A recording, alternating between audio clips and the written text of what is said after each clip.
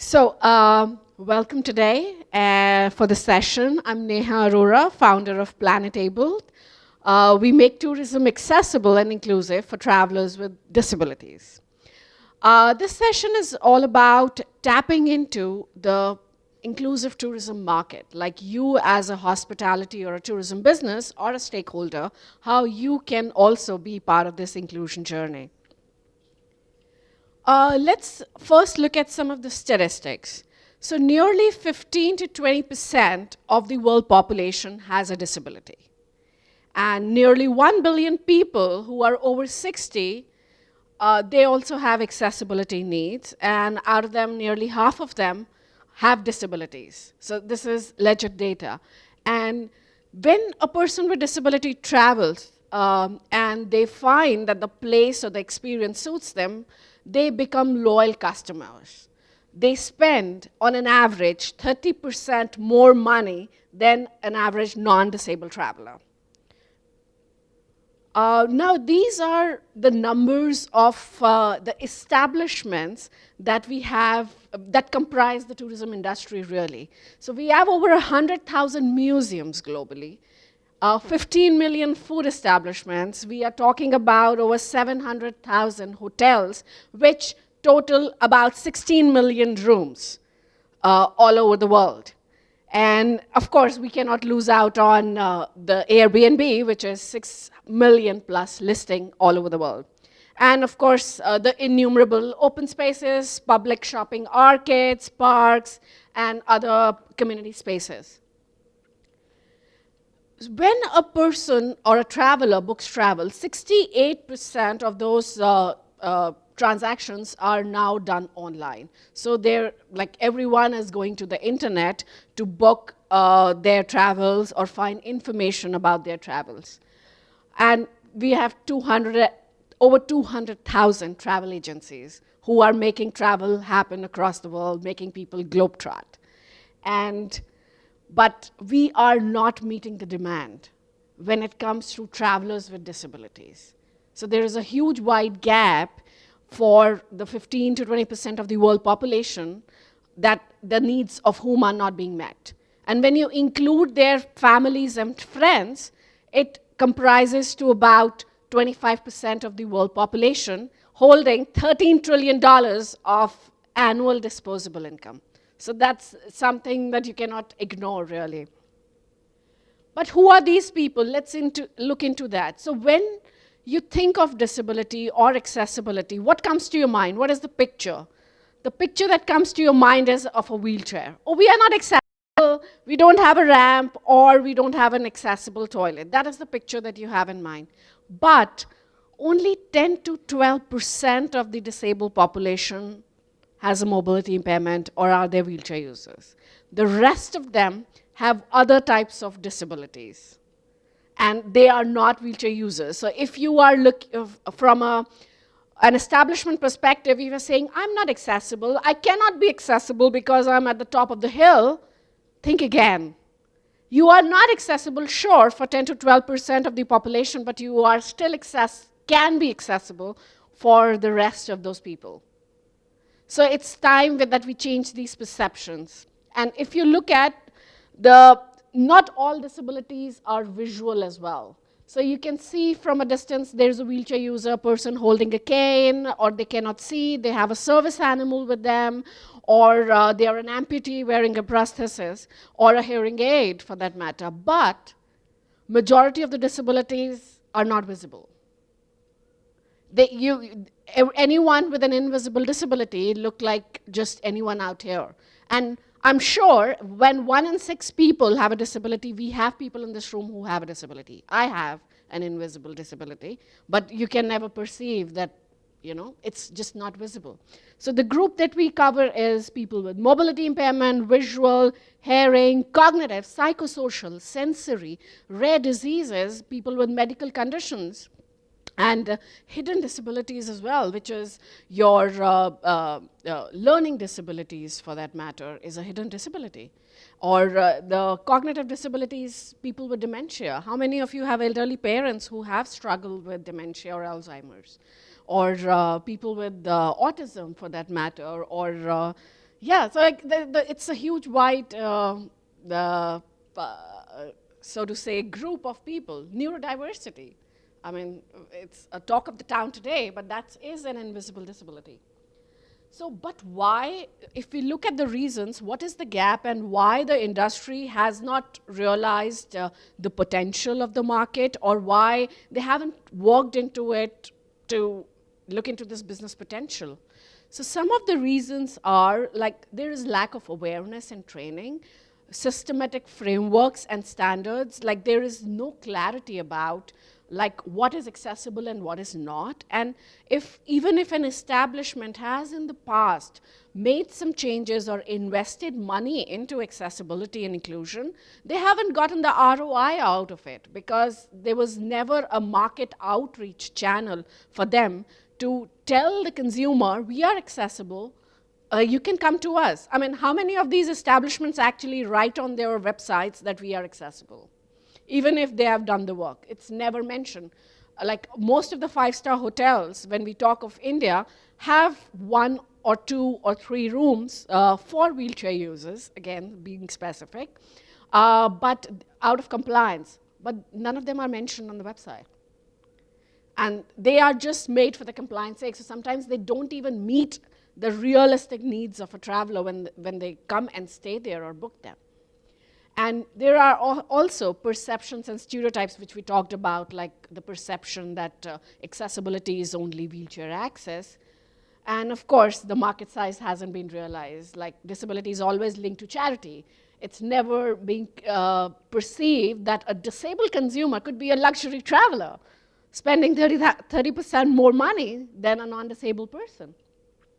So this is a high-performance assessment that we did last year at United Nations Vienna, where we brought in together stakeholders from the industry and people with lived experiences from developed countries and developing countries together into one room, talking about, like, even if the developed countries have good laws, still people have bad experiences there. And even when we talk about emerging countries, some of them have good laws and standards, but still people might have a good experience or might not have a good experience at all. So there is a huge wide gap. So what came out as, if you look at the purple dots show the disabled consumers, their inputs, and the green dots show the tourism industry people.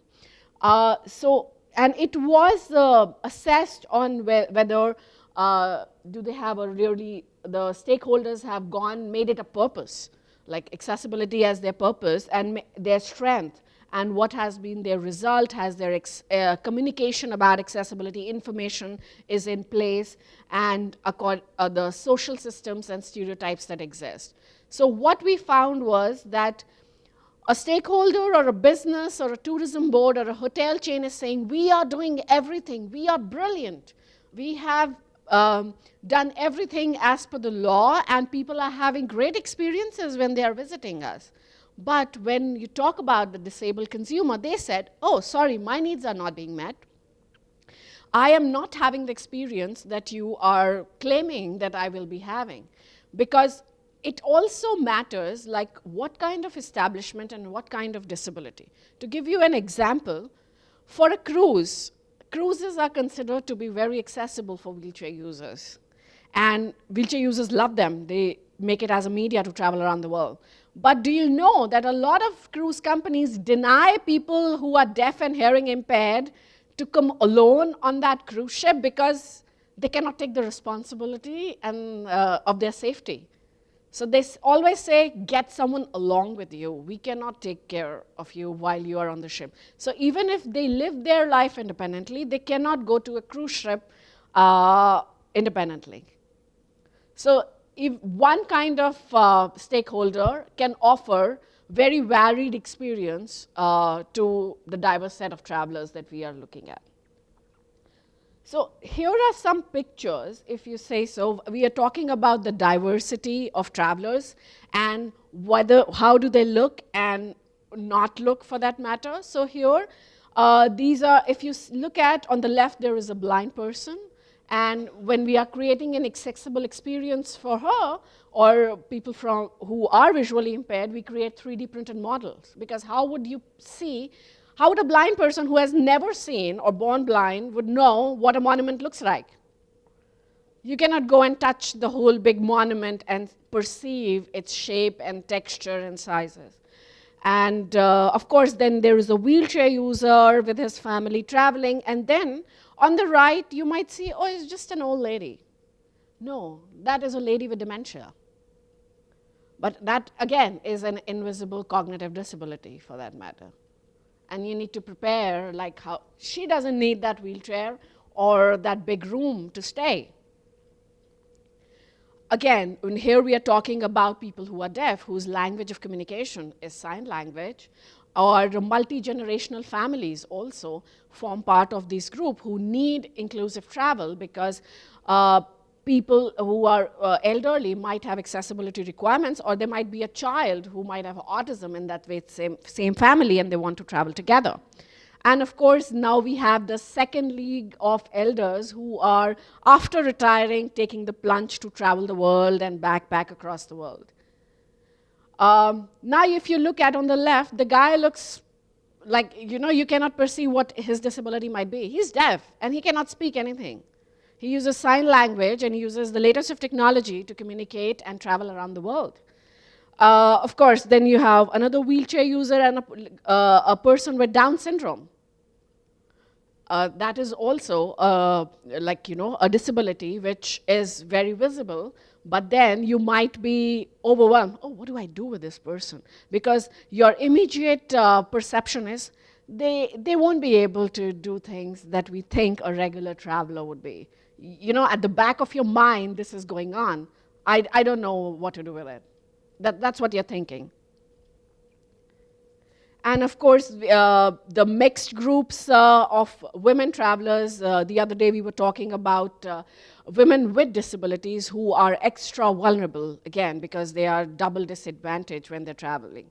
So of course, there is an extra element of safety being involved with them.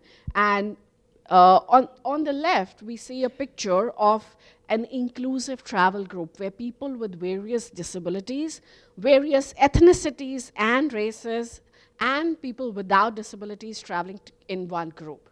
So that is what the goal of everyone of us in the industry should be. Can we create inclusion at a level where everyone is included and have the freedom of choice to travel with whomsoever they want, with whenever they want, and wherever they want, for that matter. And the picture on the right are my parents, by the way. So that is the inspiration for me doing what I do. And they both have two different disabilities again. That is why inclusion is important for me. My dad is blind and mother is a wheelchair user. And I've lived with them all my life like that. So if we can function as a family, of course, travel groups can function too, and they can travel too. And look at that I never traveled as a child, and my parents, until a few years ago, never went for a holiday. That is the market gap that we all are talking about, that so many families and individuals never get to see the world, even if they have the resources and means to travel. Again, a few more pictures. You might not perceive that anyone has a disability in any of these pictures, but the couple on top is a blind couple. Both of them are visually impaired. The family on the right, the woman is an amputee. She is using a prosthetic leg. And the mother and son duo on the left, the woman has cognitive disabilities, which are not perceived by, visibly. So this is the journey. A little bit about Planetable. You might be wondering, who is this woman and why is she talking and giving us all of this information and about accessibility and inclusion in travel? So well, this is the journey of Planetable, which started almost a little more than 8 years ago now. And we started off as a travel service provider. I left my corporate job to start Planetable because I wanted to travel with my family and wanted to make other people travel.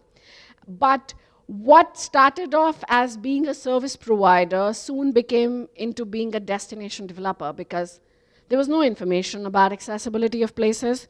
The people or the workforce in the industry didn't know how to cater to people with disabilities.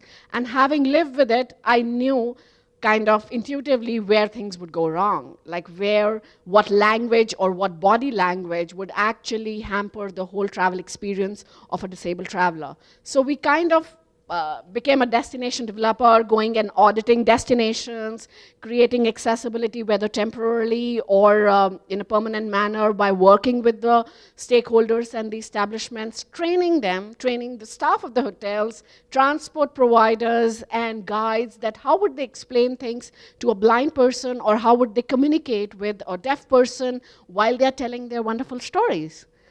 And how can they create a better experience for people on wheelchairs? How do you identify the accessible route across places? And now we are also evolved into a consultant. We are helping other businesses to become accessible and inclusive by design.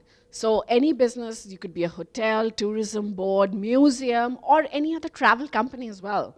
We help them become accessible, because the goal is it has to be mainstream. You don't need separate travel companies for disabled people in the first place.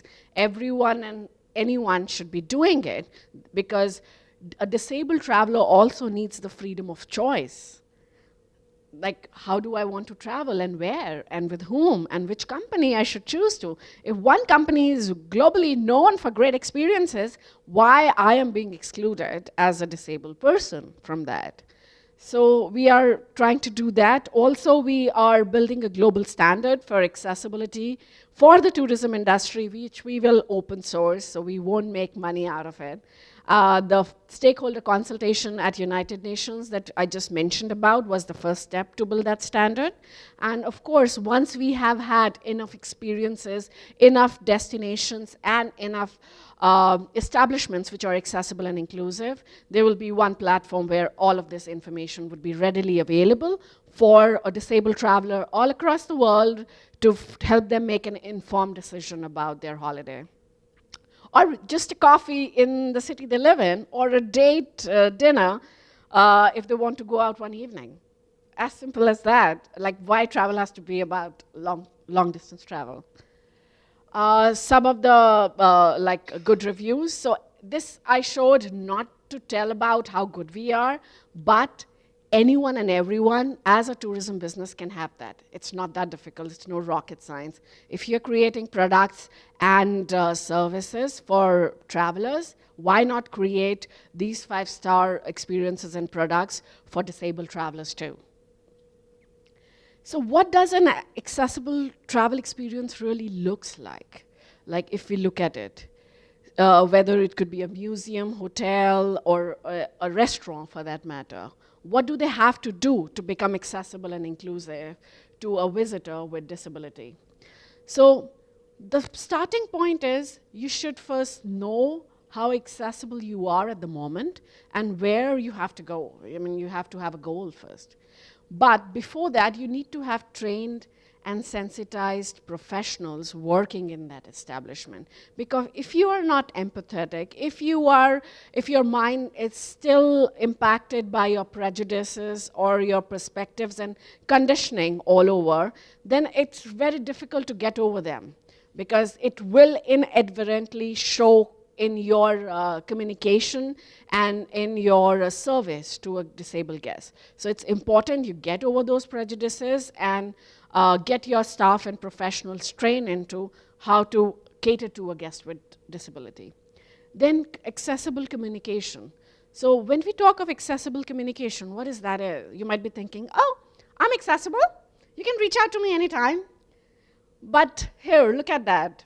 Can a deaf person reach out to you and pick up a phone and give you a call? No, they cannot.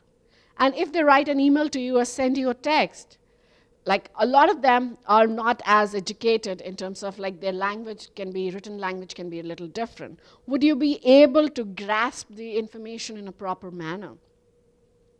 Or your body language communication, for that matter. Like, if you meet a blind person, for that matter, and you put your hand forward for a shake hand, they can't see you. So they will not put their hand forward to shake your hand. And then you might think, oh, maybe they're not interested in talking to me because that's why they didn't shake hand. But this is, they never saw your hand in the first place. And we don't realize, if we have never met a blind person, that the reason for not shaking hand was just because they could never see it. So that is why accessible communication is really important. Then assistive technology integration. So when we talk about accessibility for a blind person, what comes to your mind? Braille, right? That's all we all know, Braille. But do you know that less than 10% of people globally know Braille or practice it on a daily basis? Because technology has taken leaps. We have assistive technologies which are so mainstream that everyone is using it every day in midst of us. Like, you have an iPhone, right? Do you know that iPhone is out of the box accessible for people with various types of disabilities? They really don't have to buy another hardware extension or install a third-party software to actually use it.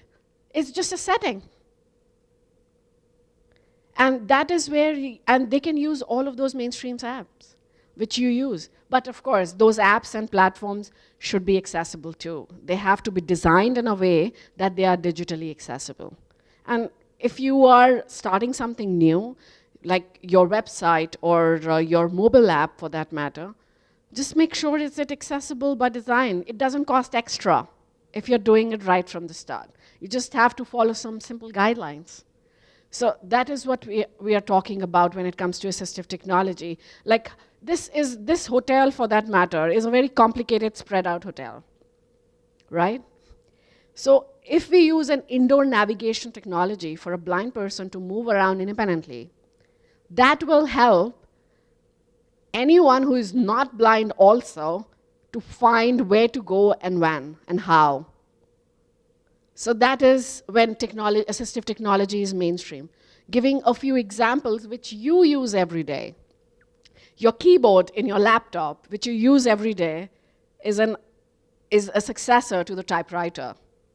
And typewriter was invented for the blind by two friends in the late 1800s when they wanted to write letters to each other. We cannot imagine a life without that keyboard today. Your texting, we all use texting today. We cannot do without it. That was invented for deaf people for communication. Alexa, Google Home, that technology was invented for people with severe mobility impairment to control their environment. We all use it today. So that is what happens when you design for the most disadvantaged a technology which is accessible. It creates a better experience for everyone. And of course, human accessibility that we are talking about, which is a big plus for a country like India and all emerging countries. So when we talk about human accessibility, the human factor, like how that person is reachable easily by a traveler, are they empathetic, and can they think it on their toes to create a solution for me even if they don't know the solution? This is not possible in a developed country, really, because they will need the safety approvals, they will need all the legal safety to be ensured first before making any changes. But in a country, in an emerging country, you can do it in a few minutes, like half an hour, for that matter. And information in accessible formats, like you create brochures, online brochures, like very few people have printed brochures today, but the PDFs, are they accessible? Yes, PDFs can be made accessible for people who need them.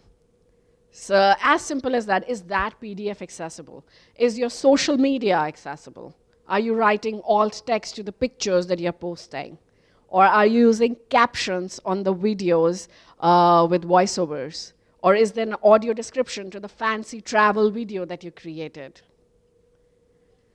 If at that point the travel content is not accessible, if the information is not available at all the touch points of the traveler, how would they find you in the first place? How would they book you in the first place? How would they give their business and money to you in the first place if the information is not accessible? So this is what a customer journey looks like. This is the first way. When they think of, when they think of traveling, oh, I want to go for a holiday. Now, I go online and do some search. What do I find? Like, as per my needs, do I find any information which matches my needs? Do I find a destination that has information about accessibility at all? Like, can I choose and customize my travel plan as per my accessibility need? Like, all of us have been to the OTA's websites or other travel booking websites or any travel websites for that matter that give us a channel to reach out to them.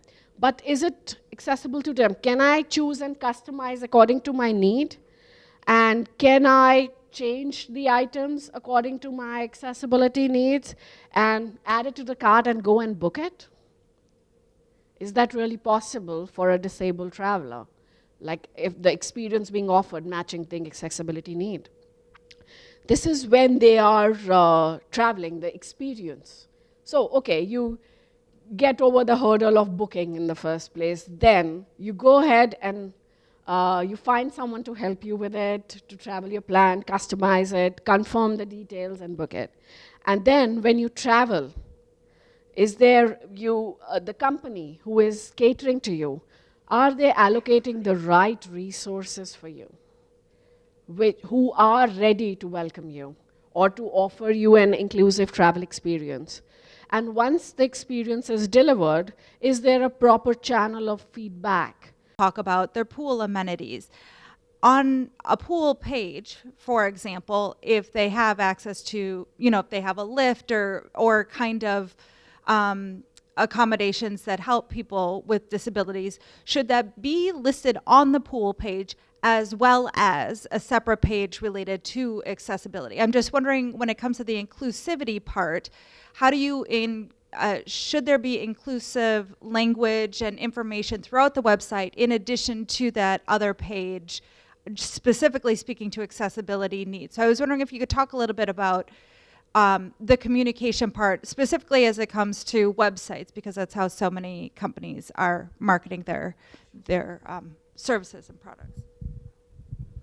So like you said, it has to be by design accessible, the website in the first place, like digital accessibility. Now when we talk about information and the inclusive language, yes, it has to be across the website, and there has to be a dedicated accessibility page about what all accessibility features the company or an establishment offers. But if you look at, for example, for a hotel, you go to a booking website and you see the category of hotels. So the accessible room should be there in that category of rooms as well. So not only on a separate page of accessibility, there you can have information about accessibility in the restaurant, the pool, and stuff. But you have to have this information on the room booking page as well, because that is a category of room. And sometimes, like I've seen a handful of hotels having accessible rooms in 2 or 3 categories, but then it's never mentioned. So you have to call them to ask whether you're accessible, what features do you have, and sometimes, often they fail miserably at that, by the way, even in making those accessible rooms. So yeah, does that answer your question? Yes. Absolutely. Absolutely. Yeah. Yeah. And you should have an accessibility statement also on the website in the footer. Yeah. Oh, after Charles. So first of all, sorry because I came late. After your presentation, I couldn't see the time was flying. I'm very much interested in your presentation, actually, because I'm in touch with an NGO based in Varanasi, nearby, in Madhopur. The name is Kiran. I don't know if you've heard of that, Kiran village. So they are, they have between 300 and 400 children there, and almost half of them are differently able. So I'm also in touch with them. I go regularly to visit them. And I got to know about lemon tree hotels in India. So they have about around 80 hotels all over India. And they employ people with autism, with different kind of disabilities. And I feel this is absolutely amazing to see how they are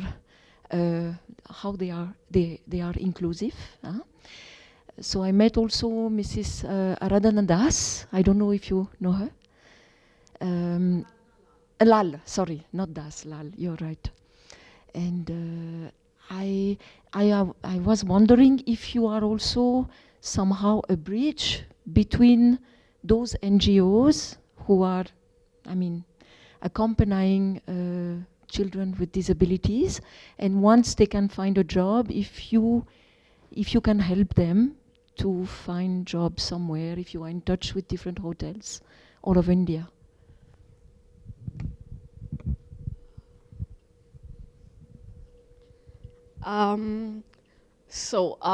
There are multi-faces to your question, so let me come to each one by one. So, in terms of how we support people with disabilities, like through NGOs and stuff, so we have a non-profit, Planetable India Foundation, through which we do gift a tour for them. Because people who cannot afford to travel should not be deprived of traveling just because they don't have the financial means. So that is what we do. But also coming to the lemon tree model. It's a brilliant model, and they have done it really well over the years in terms of hiring and training persons with disabilities, but they still have one room. And that too often, no, you know what I mean. So the thing is, we do not help in employment and placement because there are a lot of organizations who work in employment, training, skill development, and they are doing a good job. But yes, specifically for hospitality, we would like to do that in the future. It's on the roadmap of ours, but currently we don't have it's still a little bit on the future roadmap for us. We don't have the resources, or we'd want to first make the businesses realize that how big a market is. Then only we want to go there so that they employ people and integrate them in the workforce. So we know a lot of hotels who do that in some manner or the other, but it's still not mainstream. The whole idea, it has to be mainstream. So that would take some time. Yeah. Does that answer your question? Yeah. Thanks. A very simple question. We've had inquiries previously with people with disabilities, taking up some of our products, but it's always fallen down at the travel insurance level.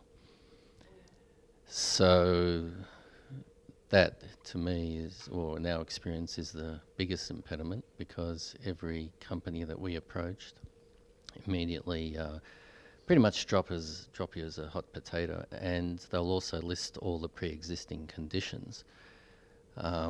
So without travel insurance, you can't do anything.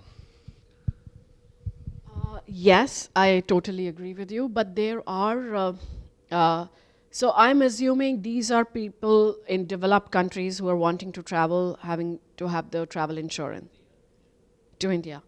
So there is, it depends upon the country that who is the service provider of insurance, but we have had travelers from all over the world who have come to India with us across the past 8 years. We have people from, whether you say Australia, UK, European countries, Jamaica, Togo as well. So I think it's sometimes it's good to ask them locally instead of you taking the lead, or if you do it on their behalf, it's good to connect to the local pre-traveled disabled people there in that country who have taken travel insurance. So that would help because all of the people who have traveled with us have been able to get insurance. And we have had people from very severe disabilities travel. So I think it's, I can use my network. If you let me know the countries, I can let you know what travel insurance providers are there in that countries. So happy to do that. Okay. I've been asked there's limited time. Okay, so quick one. Okay, just a couple of observations. So like you said, if anybody wants to get into this business, it's a game plan. It's a, proper process you would have to follow, not only to equip your own staff, but also to identify the hotels which are equipped to handle, this traffic. So like when we got into LGBT community, for example, we got in touch with tour operators in other countries who are specializing in that market. So it was easier for us to approach them. So are there tour operators who only cater to differently abled people? So once we are equipped, we can actually get in touch with them. You see, for large organizations, end of the day, it's ROI.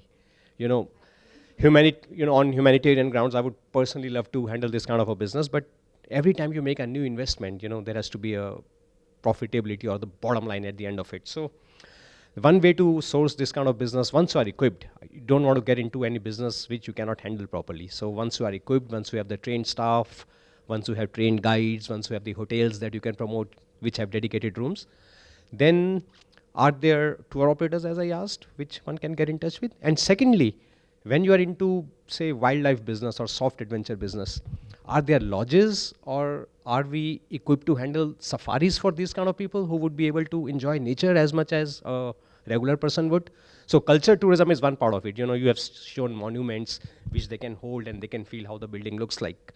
How do you go about offering wildlife tourism to people who are interested in coming to your country to see the nature and flora and fauna? So, just a last question. I'm assuming your destination is India only? Yeah. Yeah. So answering your question, so yes, there are companies across the world who specialize in disabled travel, but they are single disability focused again. Like you'll find one company for wheelchair users, one for blind, like that. So they are themselves segregated. They're doing a good job, but you have to look from a holistic inclusion perspective. Because I think you came in a little later, no? Okay. So then I did mention that, again, accessibility is not just wheelchair access, right? So dedicated rooms is not always a requirement for a disabled traveler. So that's one point it's important to mention. Now, creating experiences for people with various disabilities, for that matter. Of course, it's possible. Like, even wheelchair users can go camping. We do rafting and skiing in India for disabled travelers. So it's not that you can't do it. You have to just design it in a way it is safe and it creates an inclusive experience, not like, oh, this is a very large rapid, just go down the raft. You don't do this. And then you get back again the raft, and then you do it. So, of course, a lot of times, for example, the bungee jumping guy had for years a lot of conversation with them. They have never agreed because they're just freaked out. And I didn't even ask for mobility impairment. Blind and deaf. I mean, the question, the statement they gave was they have to be mentally and physically fit. I'm like, how a blind and deaf person is not mentally and physically fit? So it's here the prejudice comes in. So the first step is to get over your own prejudice around what a disabled person can do and cannot do. There is a very wonderful video that was released a few days ago on World Down Syndrome Day. You should do it, watch it actually. It talks about, you say, I cannot have a margarita. So I don't have a margarita. And at the end of the day, because it's perceived, oh, disabled people, why do they want to drink? And towards the end, it goes into, I can have a margarita because you believe I can have a margarita. So it's all about what you believe about me. It's all I can do or cannot do. So it's a wonderful video. I mean, everyone here should watch it. So I hope that answers your question. Yeah.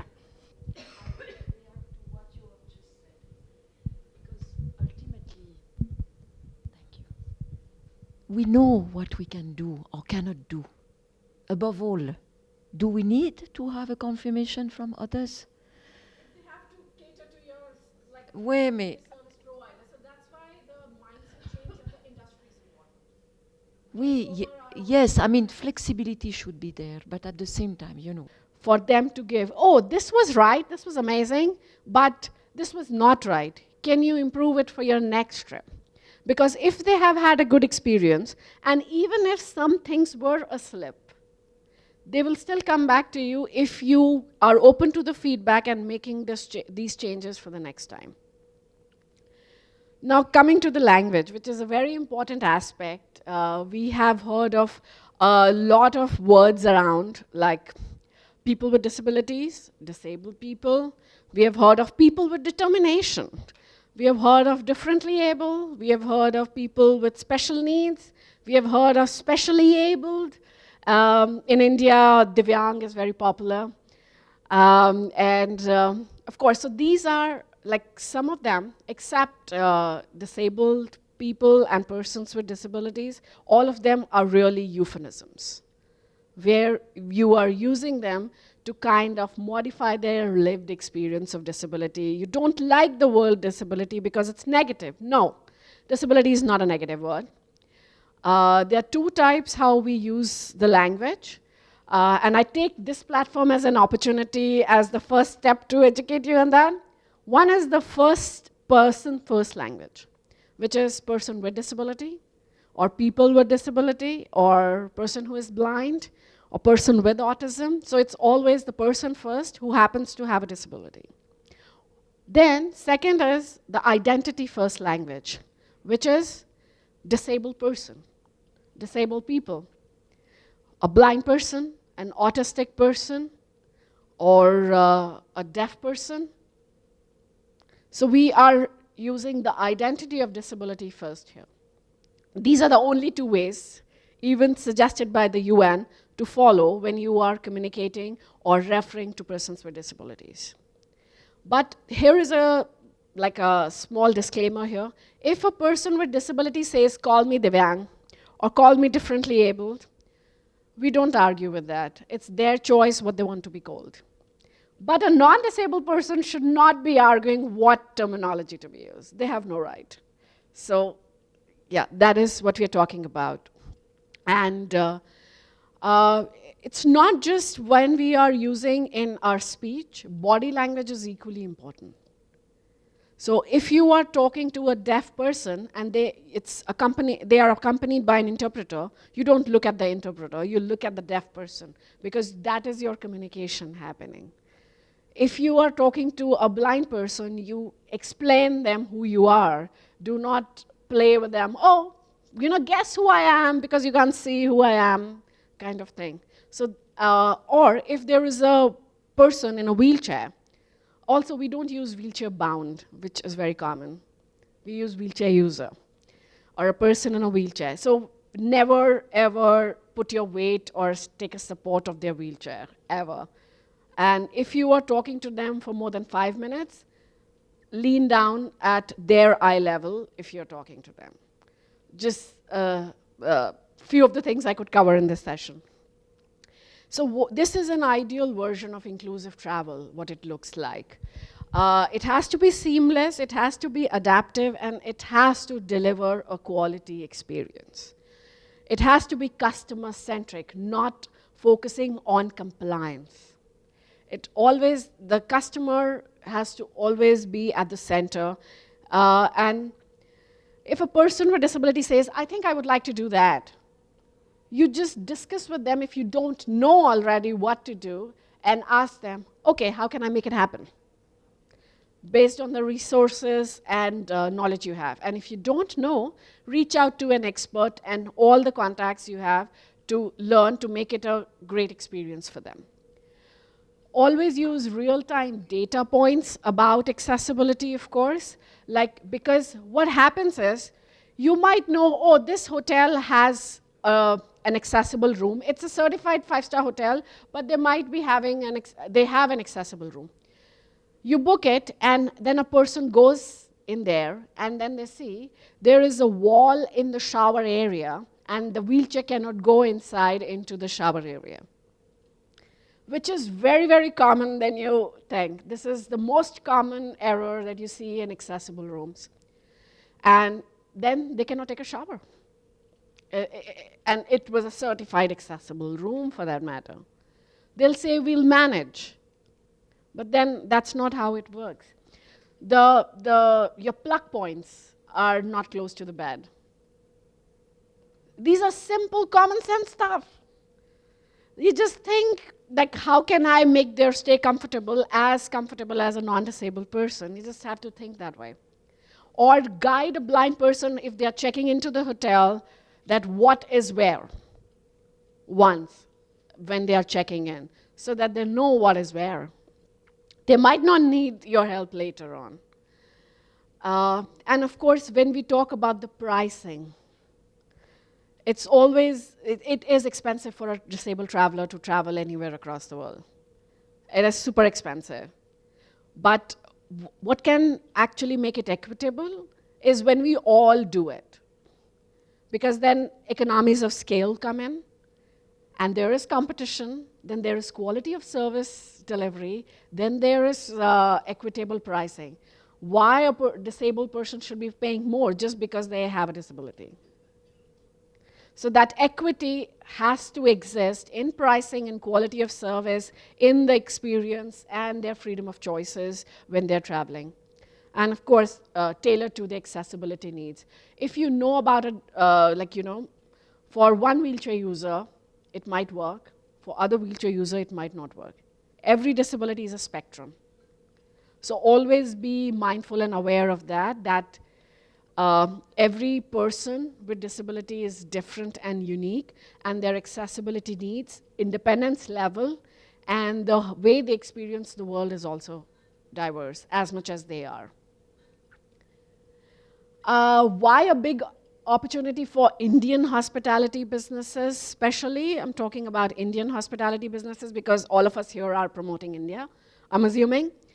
So the mystics of the 70s and 60s who came here in their 20s, now they want to come back.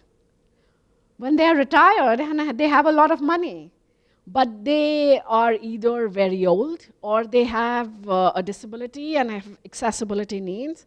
So you need to provide them a channel that they can visit India again. The Indian diaspora, which is the biggest and the richest diaspora in the world. And they're multi-generational families. They all want to visit India back, either for pilgrimage or to visit family or just to have a fun holiday back to their roots. India is, I would say, pretty good in responsible tourism globally if you compare it to other developed nations in terms of various things. Make accessibility a part of responsible tourism. It's not something that is different or out of it. Being accessible is being responsible and sustainable. You cannot build a future which is sustainable without including accessibility as part of it. And a big factor is there is a much larger spectrum of disabilities recognized globally than what is in India. So if you go by the law of India, there is hardly 21 disabilities recognized, and this is what the hotels or museums or tourism boards are trying to implement. But the spectrum of disabilities across the world is much larger. The ones that I mentioned before, it could be visible or invisible. So you have an opportunity to actually cater to that market, and it's not that complicated, saying it again. Where can you start? First, evaluate where you are, what you already have in terms of accessibility and inclusion. You might be doing something really good already without even knowing that it actually leads to accessibility. Once you have done your evaluation, you will know where are the gaps. And once you know the gaps, build a roadmap with an expert. Like, what would be my inclusion and accessibility journey would be like for the next few years? and onward, because it's not a project that you do once and it's over. You will have to keep on evolving with the changing needs. Like now after COVID, we have long COVID as a condition many of us have. So that is a disability, by the way. In India, we don't talk about it as a disability, but it's a long COVID is a disability globally. So you can cater to those segments as well. So build a roadmap and then allocate resources for it that have a stepwise approach that in this timeline I will do that, in this timeline I will do that. Because you cannot do everything in one go. Totally agree. You need a lot of financial resources, time and effort to do that. And while running the businesses, we cannot do it. So you need to have a stepwise approach and a roadmap which you implement across the time. And of course, holistic plan around accessibility. Don't think, let me do wheelchair accessibility first, and then I'll come to the blind, then I'll come to the deaf people, then I'll come to people with invisible disabilities. Build a holistic plan because there is always intersectionality involved. A lot of you are already doing LGBTQ travel. Do you know the intersection of disability and LGBTQ+? 30%. So 15% of the global population has a disability, but 30% of LGBTQ+ have a disability. It's double. So if you're doing that, you are leaving out those 30% of that group too. And of course, if you build a holistic plan, one accessibility feature helps not only one disability, it might work for other disability too. So that is why a holistic roadmap is important across your built environment, across communication, across information, and across human accessibility. How can we help you? If you need our help, we can help you build your policy and roadmap. We can help you audit your establishments, your existing products and services, and evaluate where you are and or give you recommendations on what all you can do. We can come as a consultant to you, whether it's for your products or services or implementing accessibility. If you want to design inclusive products and services, we are happy to help. A large part of our work is training. So how to implement accessibility as an establishment, as a service provider, or as an individual stakeholder in the industry. Like proper training across, so for example, for this hotel, at every touch point, which is visible and invisible, like invisible touch point is housekeeping. You never meet them, but they actually make a lot of difference to the guest stay. So everyone in this hotel will need training on inclusion and how to cater to a guest with disability and their needs. We have certification, which you can, once you have done the work, and once you have got audited, yeah, we have implemented now, so you can get certified on accessibility. It's a global certification. Implementation and market outreach. So all of this work is of no use until and unless you get your return of investment out of it by reaching to the right market. So we help you do that. Over the years, we have a large global network and people with disabilities whom we are connected with. We can help you reach out to them, and you can do business with them directly. Any questions? Yes? So you mentioned that a lot of websites for various travel companies don't have any page related to accessibility. And I'm just thinking, you and I had a conversation about pools earlier. And I am thinking about how a lot of hotels, for example, If you are, it's about we should be able to see for oneself. Huh? If you are on a wheelchair and you want to go for rafting. So you cannot ask the whole industry to adapt to, but if you feel that with what is existing, you can manage, you can cope with it, so you will do.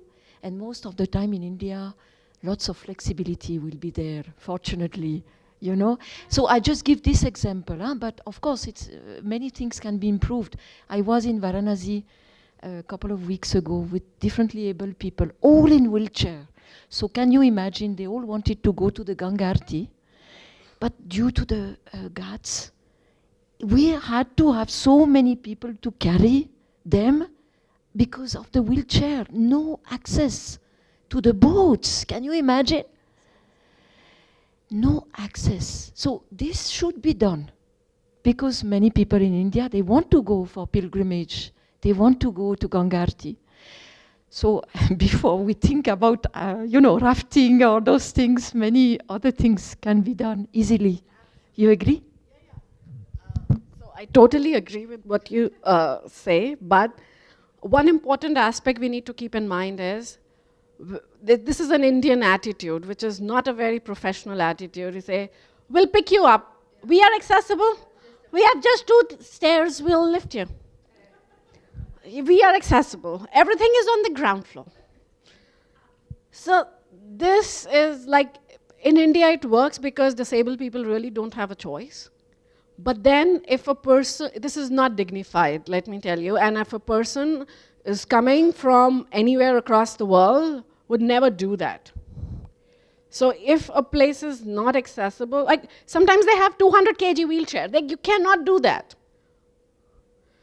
And it's not dignified again. It's like they live independently despite all their severe disabilities. Why would they want to be lifted? So we should get over this, like what is the dignified approach to an experience offering that we can offer to them? If a place is like, for example, in Varanasi, the Ganga Aarti, there is a ghat 30 kilometers away from Varanasi, which is possible, like it's easier, there's no stairs. So yeah, we did that too. But then you have to tell this to the traveler, this is what the reality is. Do you want to do it? The choice always has to be with them. Some people are okay, I don't have a choice, this is what I have to do, but I still want to have that experience. Okay, I'm fine with being